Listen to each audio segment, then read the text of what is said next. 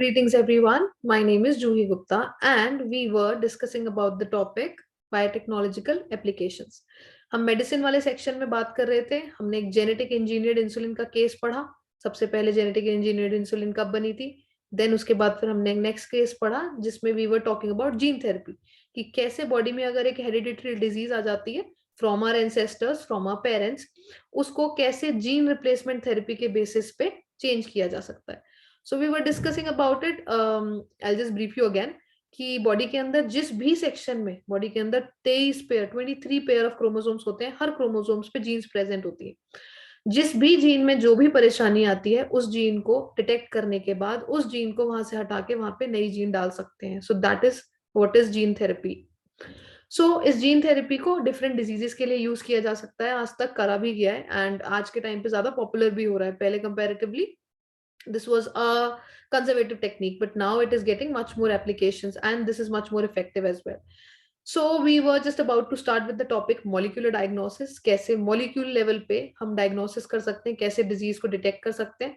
But before we start with that, I am going to show you a very beautiful video on gene therapy and it is all in 3D. एकदम बहुत अच्छे से molecules and structure moving सब दिखाई दे रहा है. This is just going to help you to revise what we actually learned in the last lecture. So yeah, let's just start with the video first and then we are going to begin with the topic molecular diagnosis. उसमें हम different techniques के बारे में बात करेंगे which are actually used for the detection. कैसे हम different techniques, different biotechnological techniques को use कर सकते हैं disease के detection में. जैसे सबसे common example जो आजकल सबने सुना हुआ है is the RT-PCR, real time polymerase chain reaction. This is a biotechnological technique जो कोरोना के डिटेक्शन में यूज करी गई है. So इस तरीके से और भी टेक्निक्स हैं. We will start with that, but before that, let's just see that video. So yeah, this is the video. Let's just start it. I hope it goes well for you. Let's start. And try to just focus on it. It is a beautiful video. Try not to distract yourself and focus on the information that it is passing to you.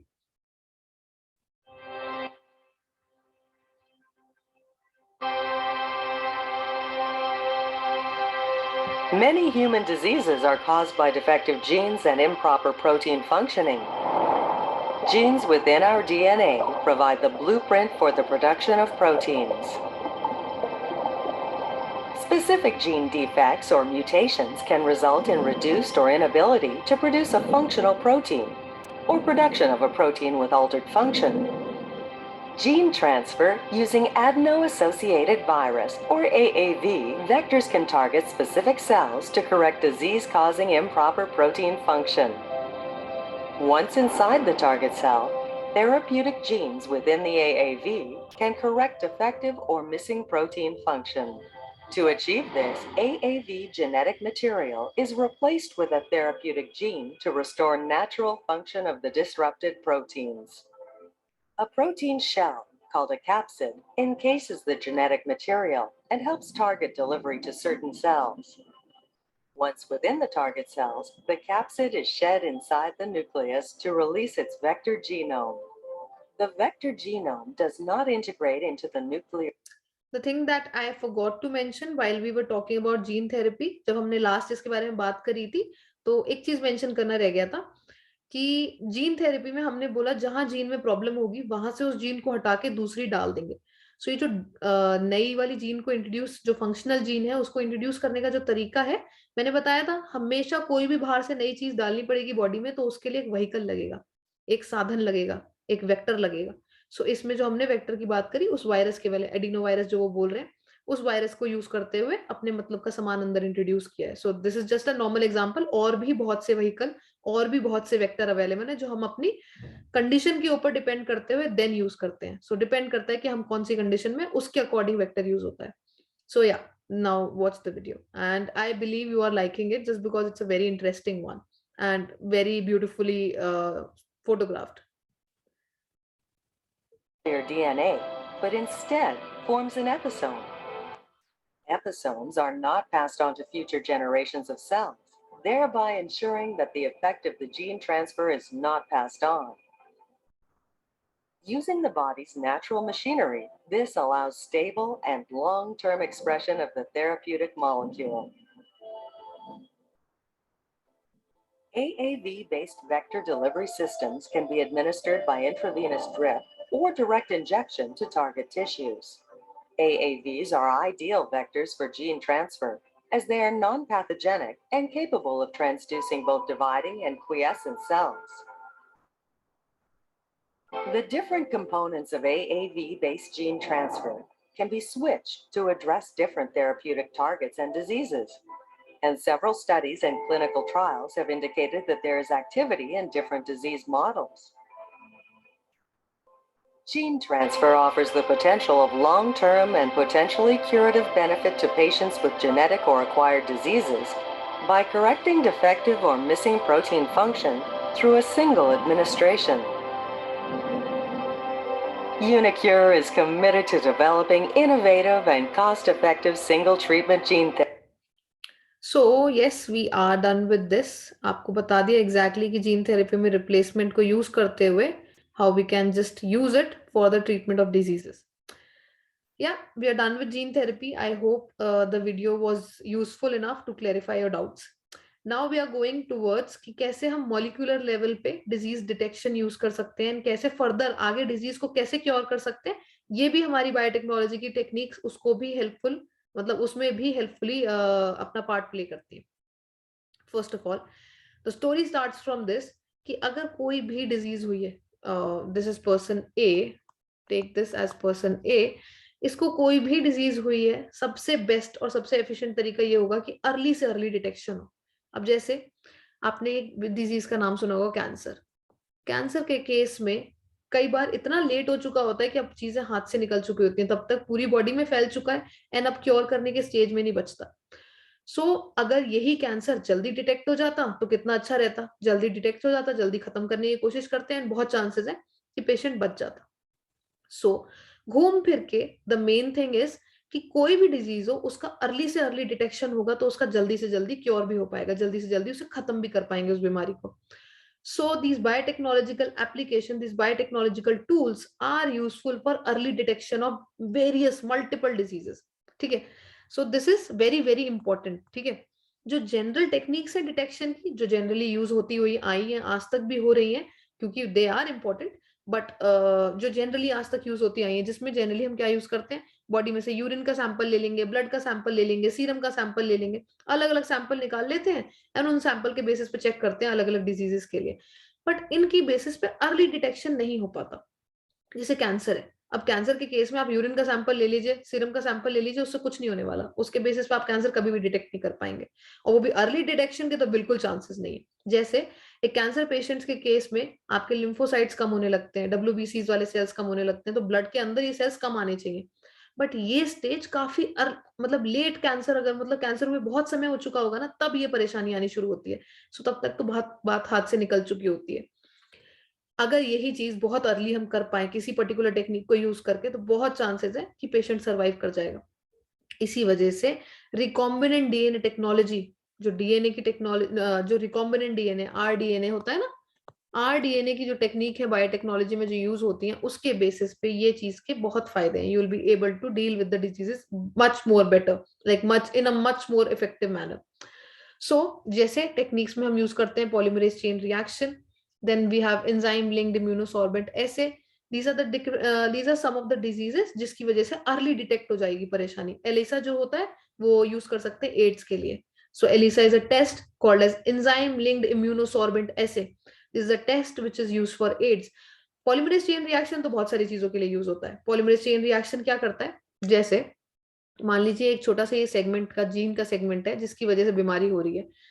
ये इतना सा gene segment detect करना बहुत कठिन होता है. Polymerase chain reaction का काम होता है कि इस सेगमेंट को इतना बड़ा कर देगा, इतनी सारी कॉपी बना देगा इसकी, अब इतना सारा हो गया, इसको तो डिटेक्ट कर लोगे ना अलग अलग टेस्ट से. सो पीसीआर का काम बस इतना ही है, पॉलीमरेज चेन रिएक्शन का काम बस इतना ही है, छोटे वाले फ्रेगमेंट को बहुत सारा बना देना. बहुत सारा बना देंगे तो उसका डिटेक्शन आसान हो जाता है, इतनी सारी चीज को पहचानना कंपेरेटिवली आसान होता है. So yeah PCR is used in multiple diseases while ELISA is specifically for AIDS. Generally क्या होता है, मान लीजिए बॉडी के अंदर एक पैथोजन आ चुका है, पैथोजन मतलब जिसकी वजह से बीमारी हो सकती है. सो मान लीजिए बॉडी के अंदर एक पैथोजन आ चुका है, जैसे वो पैथोजन कुछ भी हो सकता है, ठीक है, पैथोजन कोई भी हो सकता है, बैक्टीरिया भी बीमारी करते हैं, वायरस भी बीमारी करते हैं। जैसे आपको कॉमन कोल्ड बीमारी कौन करता है, जो रेगुलर कोल्ड हो जाता है, राइनो वायरस। सो तब तक इसका डिटेक्शन, ये पैथोजन तब तक डिटेक्ट नहीं होगा जब तक आपकी बॉडी में सिम्टम नहीं आएंगे। जैसे कॉमन कोल्ड की वजह से आपकी रनिंग नोज, हल्का सा डिजीनेस, ये सब होना शुरू हो जाता है ना। सो जब तक ये सिम्टम्स नहीं आएंगे तब तक इस पैथोजन को डिटेक्ट करना पॉसिबल नहीं है, unfortunately. So like low concentration जो होती है, जब इन्फेक्शन आ रहा है, इन्फेक्शन का जो छोटा सा कंसेंट्रेशन होता है ना, बहुत मामूली सा भी, मान लीजिए बॉडी के अंदर कॉमन कोल्ड का वायरस बनना शुरू हो चुका है, लेकिन अभी तक सिम्टम्स नहीं आए, मेरी बॉडी में कोई परेशानी शुरू नहीं हुई, लेकिन बॉडी में मेरे वायरस है। उस वायरस का, उस छोटे से कंसेंट्रेशन को भी बहुत सारा कंसेंट्रेशन करने का काम, कैपेसिटी रखता है पीसीआर। ठीक है। सो वो जो न्यूक्लिक एसिड का जो सीक्वेंस है जिसकी वजह से आपको कॉमन कोल्ड की परेशानी हो रही है, अगर हम चाहें तो पीसीआर कर सकते हैं इस सेक्शन के ऊपर और बहुत सारे सीक्वेंस बना देंगे ऐसे। अब जब इतने सारे बन जाएंगे तब तो डिटेक्शन पक्का ही है, इतने इसको तो हम डिटेक्ट कर ही लेंगे लैब के अंदर कि हाँ भैया कॉमन कोल्ड की परेशानी हो चुकी है। इसी तरीके से बड़ी बड़ी डिजीज में भी यही किया जाता है। वो सेक्शन जो बीमारी के लिए रिस्पॉन्सिबल है उसे आइडेंटिफाई किया जाता है, एंड आइडेंटिफाई करने के बाद उसकी बहुत सारी कॉपीज बनवाई जाती है पीसीआर के थ्रू, एंड देन फाइनली उसको डिटेक्शन में यूज कर लेते हैं। सो एम्प्लीफिकेशन करवाते हैं पीसीआर से, एंड देन उसको डिटेक्शन में यूज करते हैं। पीसीआर आजकल बहुत ज्यादा कॉमनली एचआईवी के लिए भी टेस्ट के लिए यूज किया जाता है। एड्स वाले पेशेंट्स में भी HIV is also a virus, तो एचआईवी वायरस का जो सीक्वेंस है, जो भी मतलब उसका एटीजीसी वाला जो भी सीक्वेंस होगा उसे आइडेंटिफाई कर लेते हैं, उसकी फिर बहुत सारी कॉपी बना लेते हैं पीसीआर की मदद से, और फिर पता लग जाता है कि लोगों के अंदर एचआईवी एड्स है कि नहीं है। सो पीसीआर इज अ टेक्निक जो बहुत सारी मल्टीपल डिजीजेस के लिए यूज करी जाती है। It is a powerful technique obviously, and it is a very powerful technique जो एक नहीं बहुत सारे जेनेटिक डिसऑर्डर्स में हेल्प करती है। बहुत सारे जेनेटिक डिसऑर्डर्स इससे डिटेक्ट किए जा सकते हैं। एग्जैक्टली क्या करते हैं, एग्जैक्टली ये करते हैं कि एक सिंगल स्ट्रैंडेड डीएनए या आरएनए लेते हैं, नॉर्मल एक सिंगल स्ट्रैंडेड डीएनए या फिर आरएनए लेते हैं, इसके ऊपर एक रेडियो एक्टिव मॉलिक्यूल लगा देते हैं। रेडियो एक्टिव आप लोगों ने केमिस्ट्री में पढ़ा होगा, राइट। सो एक रेडियो एक्टिव मॉलिक्यूल लगा देते हैं। रेडियो एक्टिव मॉलिक्यूल को लगाने के बाद इसको, जो सीडीएनए होता है, जो आपका सीक्वेंस है जिसको डिटेक्ट करने जाना है, जिसकी कॉपी बनानी है, उसके साथ अटैच कर देते हैं। ठीक है। इसको हाइब्रिडाइज करवा देंगे, इसके साथ अटैच करवा देंगे, एंड देन फाइनली इसको ऑटो रेडियोग्राफी एक टेक्निक होती है जिसमें ये पर्टिकुलर जो आपने रेडियो मॉलिक्यूल, रेडियो एक्टिव वाला मॉलिक्यूल ऐड किया था ना, वो ऑटो रेडियोग्राफी से कहाँ कहाँ बॉडी में ट्रैवल किया है वो डिटेक्ट किया जा सकता है। सो ऑटो रेडियोग्राफी की टेक्निक से फर्दर डिटेक्शन कर लेते हैं। This is how the technique follows. Exactly क्या है, ऐसा क्लोन जिसके केस में mutated gene, the clone having the mutated gene will hence not appear on the photographic film। जब ऑटो रेडियोग्राफी से फाइनली जब फोटो बनाई जाएगी, फोटो खिंचती है, फोटोग्राफ आएगी इसके बेसिस पे, सो ऐसे क्लोन, इसके बेसिस पे वो वाला क्लोन जिसके अंदर म्यूटेटेड जीन नहीं आई होगी, तो वो क्या कहते हैं, उसके केस में उसका कॉम्प्लीमेंट्री सीक्वेंस भी नहीं बन पाएगा। जैसे द एक बार जस्ट मेरे साथ रीड करिए, फिर मैं उस स्टोरी को दोबारा से फ्लो डायग्राम में बना के दिखाती हूँ। The clone having the mutated gene will hence not appear on the photographic film because the probe will not have the complementarity with the mutated gene। ठीक है। इसी बेसिस पे तो एग्जैक्टली क्या होता है मैं आपको बता रही हूँ। जैसे आप लेफ्ट हैंड साइड देख सकते हैं, आपने पहली प्रिपरेशन क्या करी, एक डीएनए आरएनए का मॉलिक्यूल लिया, उसके ऊपर एक रेडियो एक्टिव मॉलिक्यूल बना लिया। ठीक है। ये हो गया आपका इतना सेक्शन जो आपने बना के रेडी किया, ये हो गया आपका प्रोब। ठीक है। इस प्रोब को आपने ऐड कर दिया सीडीएनए के ऊपर। ठीक है। अब ये बना लीजिए ऐसे, ये आपका सीडीएनए, और सीडीएनए के ऊपर आपने इतने सेक्शन में प्रोब ऐड कर रखा है। अब ये प्रोब जो है अंदर जाके अपना कॉपी बनाना शुरू करेगा, मतलब ये पूरा का पूरा सेक्शन जो है हमारा, ये अंदर जाके कॉपी बनाना शुरू करेगा। बहुत सारी कॉपीज बनेंगी। ठीक है। बट इस प्रोब की वजह से, जो इस पे प्रोब लगा हुआ है, उसकी मैचिंग, उसका स्ट्रैंड डबल नहीं हो पाएगा, उस वाले सेक्शन में डबल नहीं हो पाएगा जिस स्ट्रैंड, जिस वाले एरिया में यह प्रोब वाला सेक्शन लगा हुआ है। बस फिर इसी बेसिस पे डिटेक्शन कर लिया जाएगा। This is how it works. इसी बेसिस पे यहाँ पे डिटेक्शन कर लेंगे कि यहाँ पे डिजीज है, यहाँ पे डिजीज नहीं है। This is how it works, this is how it finally identifies the disease. ठीक है। क्योंकि एग्जैक्टली होगा क्या, बॉडी के अंदर बाकी सारे सीक्वेंस तो होंगे, ये जो हमने बाहर से नया प्रोब डाला था जिसके अंदर एक रेडियो एक्टिव मॉलिक्यूल डाल दिया था, वो तो बॉडी में नहीं है ना। अब वो बॉडी में नहीं है तो उसके सामने कौन सा सीक्वेंस लगाना चाहिए बॉडी को वो नहीं पता वहां पे, इसलिए कॉम्प्लीमेंटेरिटी नहीं आ पाएगी वहां पे। ये जो आपस में जो ज्वाइनिंग है वो नहीं हो पाएगी। एंड उसी बेसिस पे ऑटो रेडियोग्राफी के बेसिस पे जब वो फोटो खींचेगी उस एरिया पे कोई फोटो नहीं आएगी जिस एरिया पे ये वाली प्रोब लगा हुआ है म्यूटेटेड जीन की वजह से। Okay, so this is how it works. This is also one of the technique to do it. ठीक है, सिमिलरली एलाइसा का टेस्ट की बात करी हमने, मेजरली दो ही टेक्निक्स बताई आपको, एक एलाइसा एक पीसीआर। सो सिमिलरली एलाइसा के टेस्ट की बात कर रहे हैं, उसके केस में क्या होता है, एंटीजन एंटीबॉडी टेस्ट होता है। आपकी बॉडी में अगेन हमने ये भी पहले पढ़ा हुआ है कि बॉडी के अंदर बाहर से कोई भी चीज आती है जो बॉडी के लिए फॉरेन है, दैट इज एंटीजन, उस चीज को बोलते हैं एंटीजन। और बॉडी उससे बचने के लिए अपनी बॉडी के अंदर से कुछ कंपाउंड्स निकालती है ताकि इससे लड़ सके, तो ये जो कंपाउंड है वो होते हैं एंटीबॉडी। तो एलाइसा इन्हीं बेसिस पे, एलाइसा का जो टेस्ट है वो इसी बेसिस पे काम करता है। बॉडी के अंदर एंटीजन आ रहा है, बाहर से जो कुछ भी आ रहा है वो एंटीजन आ रहा है, तो सबसे पहले या तो इन एंटीजन को डिटेक्ट कर लेगा। जैसे एंटीजन बहुत सारे होते हैं, प्रोटीन्स होते हैं, ग्लाइकोप्रोटीन्स होते हैं, कुछ भी जो भी बॉडी के लिए बाहर से फॉरेन है, तो उन सारे प्रोटीन्स को, उन सारे एंटीजन को डिटेक्ट करना इज वन ऑफ द तरीका। Infection by pathogen can be detected by the presence of antigen. ठीक है, कि वो एंटीजन ढूंढना जिसकी वजह से बीमारी होती है। जैसे हमें मान लीजिए हमें पता है कि एड्स इस एचआईवी वायरस की वजह से होता है, तो वो एचआईवी वायरस को ढूंढना, उस एंटीजन को ढूंढना, अगर वो मिल गया उसी से पता लग जाएगा कि बॉडी में बीमारी हो रही है। या फिर ऐसे एंटीजन के अगेंस्ट बॉडी क्या एंटीबॉडी रिलीज करती है, अगर वो हमें पता और बॉडी के अंदर वो एंटीबॉडी हमने ढूंढ ली तो बात खत्म, हमें तब भी पता लग जाएगा कि बॉडी के अंदर ये डिजीज आई थी इसीलिए ये वाला परेशानी हो गया। तो या तो एंटीजन मिल जाए, जैसे अब हमने एग्जाम्पल बात करी कि अगेन इसको भी दोबारा से अच्छे से बना के दिखाते हैं कि मान के चलिए जैसे एचआईवी है, एचआईवी के लिए वायरस है, एचआईवी वायरस है, ठीक है, ह्यूमन इम्यूनो डेफिशिएंसी वायरस। ये जो एचआईवी वायरस है बॉडी के अंदर एंटर कर चुका है, या तो आप इस एंटीजन को ढूंढ लो बॉडी के अंदर, या फिर मान लीजिए बॉडी इस पे लड़ने के लिए अपने तरफ से एंटीबॉडी भेज रही है एक्स, तो या तो आप एंटीजन ढूंढ लो बॉडी के अंदर या फिर एंटीबॉडी, इन दोनों में से जो भी आपको मिल जाएगा उसके बेसिस पे एलाइसा का टेस्ट सक्सेसफुल हो जाएगा। एलाइसा या तो इसे ढूंढने निकलती है या इसे। So this is how ELISA test works. So या it'll be a lot of information at the same time। अगर कोई भी परेशानी हो रही है I would really suggest you can go through the video again and again, दोबारा से पीछे जाके दोबारा से देखने की कोशिश करिए, and I hope this would be helpful for you। We are done with this section in which we have talked। अभी तक क्या सीखा, जीन थेरेपी के बारे में सीखा, कैसे जीन रिप्लेस करके नई जीन डाल सकते हैं। देन मॉलिक्यूलर डायग्नोसिस के बारे में सीखा, कैसे बायोटेक्नोलॉजी की डिफरेंट टूल्स, डिफरेंट टेक्निक्स को यूज करके हम अपने लिए यूज कर सकते हैं, लाइक अपने डिजीज डिटेक्शन में यूज कर सकते हैं। सो पीसीआर तो इतनी कॉमन टेक्निक है जो मल्टीपल डिजीजेस के लिए यूज कर सकते हैं। एक सेगमेंट है, उस एक सेगमेंट को बहुत सारे सेगमेंट बना लेंगे उससे, ताकि उसके डिटेक्शन आसान हो जाए। कोई चीज बहुत कम क्वांटिटी में होती है तो उसे डिटेक्ट करना कठिन होता है, कोई चीज बहुत ज्यादा क्वांटिटी में हो जाएगी तो उसका डिटेक्शन आसान हो जाता है, तो पीसीआर वही काम करती है। सो पीसीआर का तो बता दिया, मल्टीपल डिजीजेस में यूज होती है। एलाइसा का टेस्ट मैंने बता दिया कि एलाइसा एंटीजन एंटीबॉडी वाला काम करती है। This is how your body works.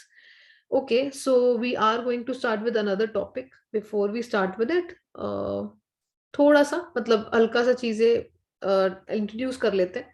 We are going to talk about transgenic animals. ठीक है, we are going to talk about transgenic animals.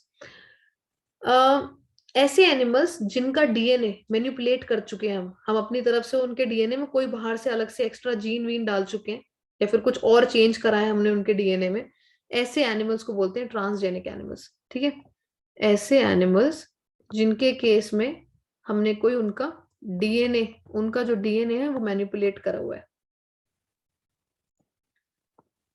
ठीक है, हमने उनका जो डीएनए है वो मैनिपुलेट करा हुआ है, उसके अंदर कोई बदलाव लाया हुआ है अपने अकॉर्डिंग काम करवाने के लिए। उन एनिमल्स के डीएनए के अंदर कोई चेंज कर दिया है ताकि ताकि वो एक एक्स्ट्रा फॉरेन जीन को एक्सप्रेस कर पाए, तो ऐसे एनिमल्स को बोलते हैं ट्रांसजेनिक एनिमल्स। ठीक है, और बहुत से ट्रांसजेनिक एनिमल्स बनाए जा चुके हैं आज तक, बहुत सारे एनिमल्स के अंदर ऐसी जीन इंट्रोड्यूस करके देखी जा चुकी है, जैसे rats, rabbits, pigs, sheep, cow and fish। बहुत सारे जानवरों पे ये वाला ये डीएनए मैनिपुलेशन करके देखा जा चुका है। ऐसा डीएनए उनके अंदर, मतलब उनके डीएनए सीक्वेंस के अंदर कुछ बदलाव करके देखा जा चुका है, और ऐसा बहुत सारे जानवरों के साथ किया हुआ है। ऑल दो 95% जो ट्रांसजेनिक एनिमल्स हैं, जैसे अभी हमने आपको इतने सारे एग्जाम्पल बताए, लेकिन मान लीजिए ये टोटल 100% ट्रांसजेनिक एनिमल्स हैं, जितने भी आज तक पूरे वर्ल्ड में ट्रांसजेनिक एनिमल्स हैं, उनमें से ये 100% है। सिर्फ 5% ऐसे हैं जो अलग हैं, बाकी 95% ट्रांसजेनिक एनिमल्स माइस होते हैं। 95% माइस के केस में अलग अलग डीएनए मैनिपुलेशन किया गया है। बाकी जो 5% है वो आपके वो वाले हैं जो हमने अभी बात करी, जैसे rat, rabbit, pig, sheep, cow, fish, ये सारे के सारे। लेकिन 95% जो है वो माइस होते हैं। ओके, सो 95% माइस होते हैं, बाकी हमने बताया कि rest of the animals I just told you. अब बात करेंगे बेनिफिट्स की। What are the different benefits? Transgenic animal, ये जो एनिमल लिया, एनिमल का डीएनए निकाला, डीएनए को मैनिपुलेट करा अपने अकॉर्डिंग, एंड देन उससे अपनी जीन एक्सप्रेस करवा ली, अपने मतलब की जीन एक्सप्रेस करवा ली। उससे फायदा क्या होगा? ऐसा करने से हमें क्या बेनिफिट है? सबसे पहला benefit, we are going to talk about the different benefit. So सबसे पहला बेनिफिट है नॉर्मल फिजियोलॉजी एंड डेवलपमेंट। ठीक है। सो जैसे किसी एनिमल की बात करते हैं, basic, let's talk about dog. Dog के अंदर भी क्रोमोसोम्स प्रेजेंट है, उसके केस में भी क्रोमोसोम प्रेजेंट है, और सारे क्रोमोसोम पे डिफरेंट डिफरेंट जीन प्रेजेंट है। ठीक है। हर जीन का एक पर्टिकुलर फंक्शन है, लेकिन जब तक हमने स्टडी नहीं किया था तब तक हमें पता थोड़ी था कि कौन सा जीन क्या काम करता है, राइट? सो ये जो हम तरीका यूज करते हैं, जिसमें हम क्या करते हैं, जैसे मान लीजिए कि 23 नंबर पे कोई जीन प्रेजेंट है, 23 नंबर वाली जीन को हटा दिया हमने, या फिर हमने उसकी जगह खाली कर दी, एंड देन हम स्टडी करते हैं डॉग के अंदर परेशानी क्या आई। वहां से उसका डीएनए मैनिपुलेट कर दिया, एंड देन देखा डॉग में परेशानी क्या आई। उससे हमें क्या पता लग जाएगा? जैसे मान लीजिए उस डॉग के केस में उसका डाइजेस्टिव सिस्टम बिगड़ गया, उसका डाइजेशन खराब हो गया उस डॉग के केस में, जिसके केस में आपने वो जीन हटा के देखी। सो उससे आपको ये पता लग जाएगा कि वो पर्टिकुलर जीन जो आपने हटाई वो डाइजेशन में हेल्प करती थी।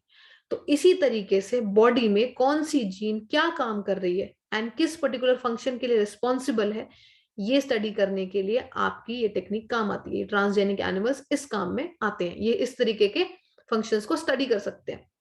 ठीक है।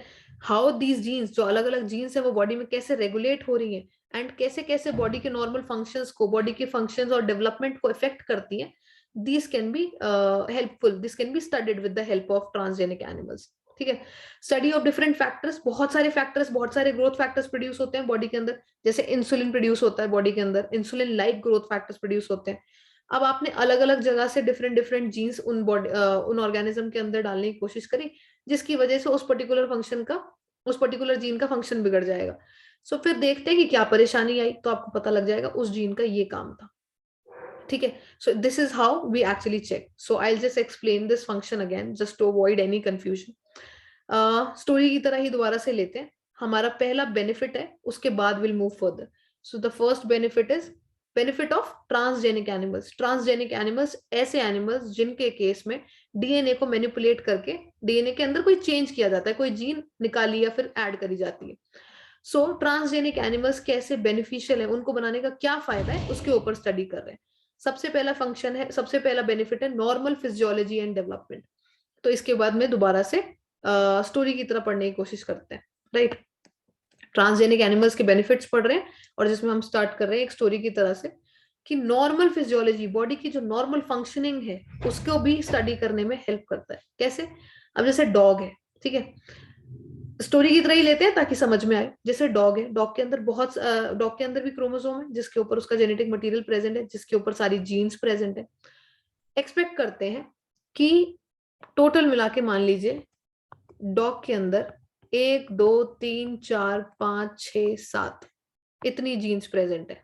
अभी सिर्फ एग्जाम्पल के तौर पे, I am not relating it, ऐसा एक्चुअली में नहीं होता है, बट हम समझने के लिए ऐसे लेके चल रहे हैं। मान लीजिए डॉग के अंदर 7 जीन है, हम चाहते हैं ये चौथी नंबर जीन क्या कर रही है, हमें ये जानना है। हमें नहीं समझ में आ रहा कि ये क्या कर रही है, हमें स्पेसिफिकली इसका फंक्शन जानना है कि एग्जैक्टली ये क्या कर रही है। सो हम दो तरीके से ऐसा कर सकते हैं। पहला एक तरीका, हम ट्रांसजेनिक डॉग बनाएंगे, उसमें एग्जैक्टली करेंगे क्या, हम बायोटेक्नोलॉजी की टेक्निक यूज करेंगे एंड यहाँ से ये 4 नंबर जीन को हटा देंगे। ऐसा हम कैसे कर सकते हैं? सबसे आसान तरीका ये है कि इस 4 नंबर वाली जीन की जगह कोई नई जीन लगा दीजिए, कोई नया जीन लगा देंगे। तो जैसे मान लीजिए 1 2 3 4 की जगह एक नई जीन लगा दी कॉल्ड एज ए, देन 5 6 7, ठीक है। अब हमने सडनली जब ये जीन चेंज करी, 1 2 3 4 5 6 7 था पहले, अब हो गई 1 2 3 ए 5 6 7। अब हमने सडनली डॉग में नोटिस किया कि डॉग का डाइजेशन बिगड़ गया। इसके बाद डॉग का डाइजेशन एकदम खराब हो गया, और भी स्पेसिफिकली स्टडी किया जो डॉग के अंदर चेक किया कि डॉग को डायरिया की परेशानी होनी शुरू हो गई, ठीक है। सो इससे हमें ये पता चलता है कि जो आपकी 4 नंबर जीन थी वो डाइजेशन के लिए रिस्पॉन्सिबल है। इस तरीके से बॉडी में 1 2 3 4 5 6 7 कौन सी जीन क्या काम करती है, ऐसे ट्रांसजेनिक एनिमल्स बनाने से हमें ये सब पता लगता है। So this is the first benefit that is helpful, that is a biotechnological technique. Biotechnology की मदद से आप ट्रांसजेनिक एनिमल्स बना पा रहे हो, एंड उन एनिमल्स से हम ये स्टडी कर पा रहे हैं कि जो बॉडी के अंदर बेसिक फंक्शंस हैं, कौन सी जीन क्या काम करती है, हम ये पता कर सकते हैं अलग अलग तरीकों से। और क्योंकि माइस एक छोटा एनिमल है, माइस बहुत छोटा सा होता है एंड बहुत सारे माइसेस अवेलेबल भी हैं, उनको जल्दी जल्दी प्लोरिफरेट करवाना, बहुत सारे एक माइस से और माइस बनाना आसान भी है। सो जस्ट बिकॉज माइस के केस में ये आसान है, इसीलिए 95% जो ट्रांसजेनिक एनिमल्स होते हैं वो माइस होते हैं। That is the reason. इसी वजह से बड़े बड़े जानवरों पे करना कठिन है ना, शीप पे कंपेरेटिवली फिश पे फिर भी आसान है। सो शीप पे, काउ पे, पिग पे, ये बड़े बड़े जानवर हैं, इन सब पे करना कठिन है, मर जाएंगे अगर कोई परेशानी हो गई, सो बहुत लॉस होगा। हर चीज को देखते हुए इसके बारे में भी हम बात करेंगे, बायोटेक्नोलॉजी में एथिक्स की भी बात करी जाती है तो वो भी करेंगे। बट हाँ, मेजोरिटी माइस पे करना आसान है, प्लोरिफेरेशन आसान है, अवेलेबिलिटी आसान है, इकोनॉमिकली भी थोड़ा सा सेफ पड़ता है, तो इसकी वजह से मेजर ट्रांसजेनिक एनिमल्स माइस होते हैं। तो ये जो हम चेक कर रहे हैं, सबसे पहले हम माइस पे चेक करके देख सकते हैं। This is like the most beneficial function, कि आप नॉर्मल फंक्शनिंग बॉडी के अंदर कौन सी जीन क्या काम कर रही है वो इस तरीके से पता कर सकते हो ट्रांसजेनिक एनिमल्स के थ्रू। सो या, we are just stopping it here. We are going to discuss the rest of the benefits in the next class. And I hope you are enjoying this. And yeah, let's see each other in the next lecture. Thank you.